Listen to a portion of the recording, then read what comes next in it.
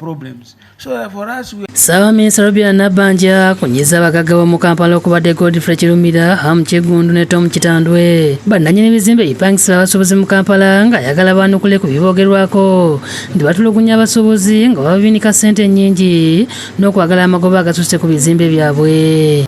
Okubeeranga nga ebintu bibalemeredde eyo ne bijja wano ne mututeeka mu nnyaanya okulenga emyera mu kifo ky'okulowooleza eggwanga ebintu ebinaaligasa ne mutuuza mu bino byagundi kino kyani kino kya Kitandwe kino kyani kya tubikooye.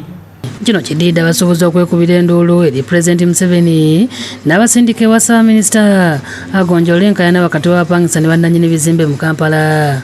Tetuli mu lutalo na landiroodi n'omu, wabula tuli mu kudifendinga constitution okulabika nti edifendinga omupangisa. Ssaabaminisita yasisinkana abasuubuzi bamutegeeza ng'abagagga bano basusse okubatuntuza nga n'engeri gye babanjamu ensimbi z'obupangisa gobamma etiisa.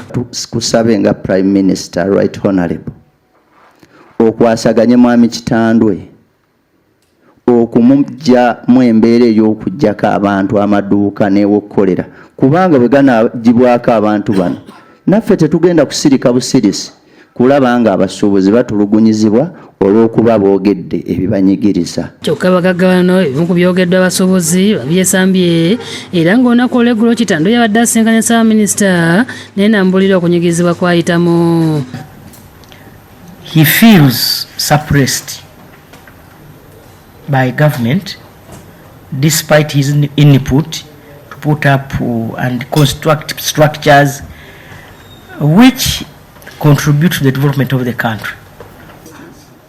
You see, they are even interfering. Honorable Minister, for some of the issues like rent increments beyond what is provided for under the law, I think we are already guided by the existing laws, which was even recently amended.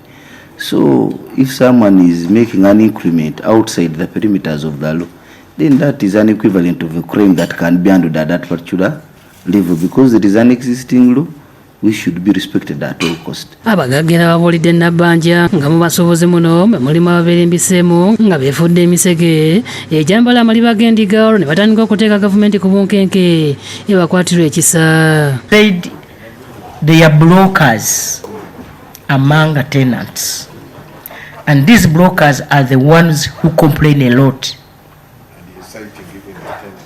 Now he said he has no problem at his building at all, apart from a few brokers, a few who are like 4 on his buildings, and those are the ones he has given eviction letters to have peace.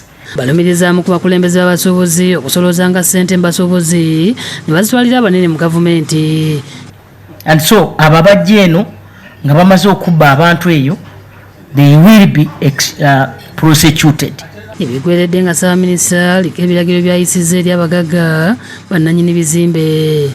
That's 2026-2027. Any increment shall be in accordance with Section 26 of the Landlord and Tenant Act of 2022. The tenants who have already paid the increased rates will have the excess amount treated as advance of lands